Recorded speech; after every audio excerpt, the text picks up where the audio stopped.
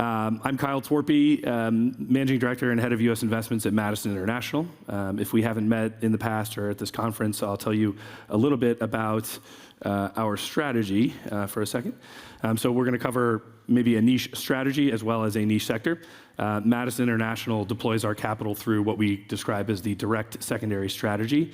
We've been doing this for over 20 years. We tend to thrive in times of market volatility, not unlike the market we're in today. We're managing almost $8 billion of AUM across 6 global offices, and about 2/3 of our investments historically have been in the U.S. Why is that relevant to, why are secondaries relevant to maybe data centers? Well, one, the rise of the secondary capital raising market would tell you that there is an attraction to recapitalizations, partial monetizations as a means for LPs to achieve liquidity versus outright sales. Not surprisingly, we would say this is likely to be a year for that. You can see the chart on the right-hand side. We expect with the data for the end of 2022 and 2021 combined to be significantly high years for GP and LP-led recapitalizations of their real estate investments.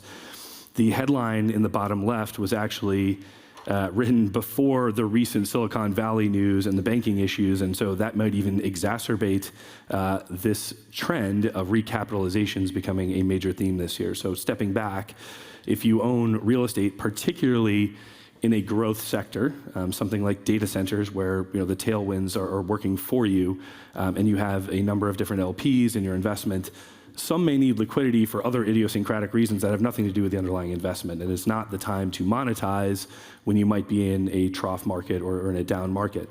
And so recapitalizations, bringing new capital into those scenarios to provide liquidity and growth for those businesses is going to be an important theme this year.